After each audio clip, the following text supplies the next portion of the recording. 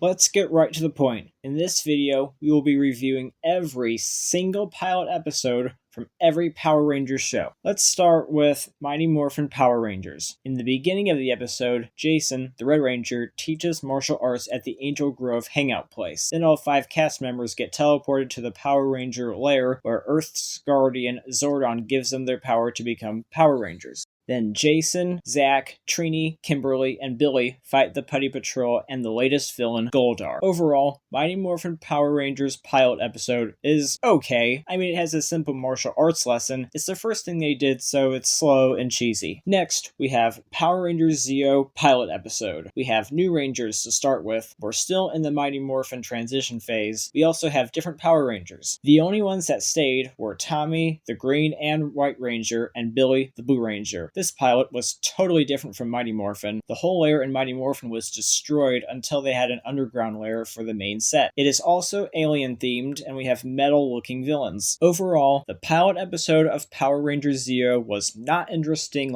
at all, and just seemed like they were trying new things while trying to pay tribute to Mighty Morphin. Third, we have Power Rangers Turbo. Power Rangers Turbo is far different from the previous 2 shows. For one thing, it's car themed. They stepped up their fight scenes from Zeo. They have the same Rangers as Zeo, except they added a 12-year-old boy to be the Blue Ranger. Looks like David Yost is gone. After all, he gave his Power Ranger powers to the Yellow Ranger in Zeo. Power Rangers in Space was even more different from Zeo and Turbo. It is space Star Wars-y themed and a new cast of Power Rangers. It must have taken the place of the Zeo and Turbo Power Rangers. It was an interesting take, I'll give them that. Power Rangers in Space may be the most technologically advanced show, especially the transformation scenes. Power Rangers Lost Galaxy may have had one of the best pilot episodes of the whole franchise. At first, the Power Rangers are space soldiers, but they got chosen by Quasar Sabers on the planet Marinoid. The pilot episode also establishes that Leo, the Red Ranger, and Kendrix, the Pink Ranger, have feelings for each other at first sight. Of course, Lost Galaxy is space-themed, maybe even less than Power Rangers in Space. Very attractive characters and skilled fighters. Like I said, most of them were soldiers before being Power Rangers. Great pilot overall. Power Rangers Lightspeed Rescue took the darkest turn yet. The set takes place in Saudi Arabia, of all places. You get older Rangers who are either firefighters, swimmers, mountain climbers, airplane pilots, or all of the above. Dark villains and an unlikable pilot episode. Lightspeed Rescue doesn't make our list of likable pilot or attractive looking Rangers. At the end of this video, I will tell you which Power Rangers show had the best pilot episode and which show had the most attractive looking Power Rangers. Power Rangers Time Force pilot episode was a little lighter and was more impressive than Lightspeed Rescue. The Power Rangers instead of firefighters are cops in this one. Nothing special about it other than the fight scenes and visual effects were impressive. Power Rangers Wild Force pilot episode was so different in interesting ways. 1. The Power Rangers were in animal-like suits and they fight like animals, meaning their moves are from animals. 2. The fight scenes were well done. And 3. Lots of green screen. Power Rangers were exciting to watch and the tone wasn't dark. Wild Force will be interesting to watch in the future. Power Rangers Ninja Storm pilot has a very simple premise. Instead of a usual Power Rangers plot, the 3 students are ninjas who later fight like Power Rangers. So, Shane, Tori, and Justin are Power Rangers with wind powers. We start off with only 3 Power Rangers, which is different from previous shows. Let's move on.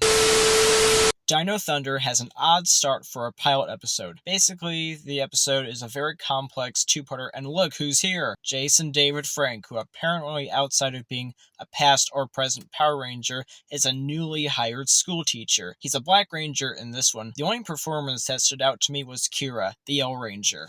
Look, I'm gonna let myself out.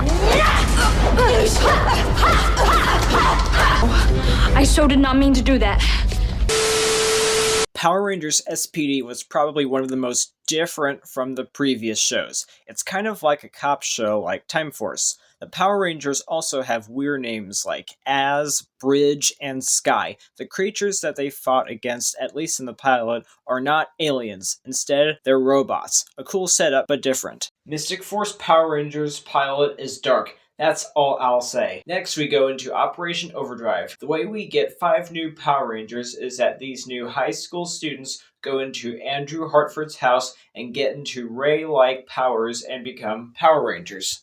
The Ray powers go into the DNA of these new Rangers. Andrew Hartford is like the richest guy in the city and has all this government-looking technology and has so much access to Power Ranger sweet deals. He at first is hesitant about his son Mac being the Red Ranger, but Mac proves him wrong. So Power Rangers Operation Overdrive is of course vehicle themed. I'll remind you that this video is about the pilot episodes of the Power Rangers shows, not reviews of whole Power Rangers shows. I just wanted to make that clear. Jungle Fury started off with a very different strategy. It may be somewhat like Mystic Force and Wild Force in that it has animals and only 3 Rangers, but the whole premise of the show's pilot is different. To have Power Ranger powers, they must summon their animal spirits to defeat the villains who are both animals and robot-like. And the Power Rangers master is a guy who owns a pizza restaurant and he's a laid-back teacher in ancient martial arts. There's nothing special about the show's pilot, and I should also mention that there were no swords or guns seen as Power Ranger weapons. Power Rangers RPM doesn't make any sense. Again, it's pilot episode. It's also military themed. This is something that we don't see very much in Power Rangers. That means it's got cars, laser guns, soldiers, robots, a giant computer virus, and so much more. Power Rangers Samurai took on a simpler premise. From the origins of Japan, there have been Samurai Rangers for a long time. I also noticed something different in the pilot. The Samurai Rangers are not called the Samurai Power Rangers. We start off with 5 Samurai Rangers who come from 5 different backgrounds of skill sets. They combine their skill sets so they can defeat red monsters. Overall, great pilot. We just needed a simpler story that was largely family friendly. One of the best pilots so far in all of Power Rangers. Megaforce pilot was good. It was reminiscent of Mighty Morphin pilot, as well as having an underrated devotion to the original show. Characters named Troy, Jake, Gia, Noah, and Emma are very one-dimensional, which makes them attractive. Megaforce Power Rangers should have gotten more recognition and should be labeled as having one of the best pilots honoring Mighty Morphin Power Rangers. Dinosaurs, dinosaurs, dinosaurs. I don't know how else to explain the Dino Charge pilot. Power Rangers Ninja Steel's pilot was also one of the best. It feels a little bit like Megaforce's pilot, meaning that effects were similar and took a more modern green screen approach. The Power Rangers also say, "It's Morphin Time." It has a great theme song as well. Not much to add other than Power Rangers Ninja Steel had great Zords like a dump truck, a train, a dog, and others. Overall, a decent pilot. Beast Morphers pilot wasn't terrible. It even had a little resemblance to Megaforce. Beast Morphers is its own standalone. You first got 3 Power Rangers. Again, they use old words like Morphin Grid. It has a very modern take as well. Like we've got some young people. Let's make them into Power Rangers. That's pretty much the whole premise of the pilot. Computers, cool pop music, and Beast Morphers. Power Rangers Dino Fury is also its own thing. We start off with 3 Power Rangers, just like Dino Thunder and Beast Morphers. It has an old dinosaur advisor. It doesn't have a clear lead villain. Power Rangers Cosmic Fury, which is the sequel to Dino Fury, should finish this video. They bring back Lord Zed from Mighty Morphin as lead villain. Mick was also brought from Beast Morphers. Power Rangers Cosmic Fury's pilot villainizes Ollie the Blue Ranger. The beginning scene starts out like a video game fight scene. And finally, they bring back David Yost's Billy Cranston. Nothing special about this episode except David Yost. We are at the end of this video. I can't tell you how much fun watching Power Rangers shows is. I've learned so much. We have seen so many changes throughout the last 30 years of Power Rangers. So many pilots were good, so many were just okay, and some just didn't work. Let's start off with the Power Rangers shows that should have been scrapped because of their pilot episodes. Number 1, Mystic Force. Mystic Force had the darkest pilot by far, and it just didn't make any sense. Literally, even the theme song was the most different from any other show. Number 2, Power Rangers Ninja Storm. It has 3 Rangers. It was a very different take compared to the other shows before and after. I mean, why make the Yellow Ranger a male actor?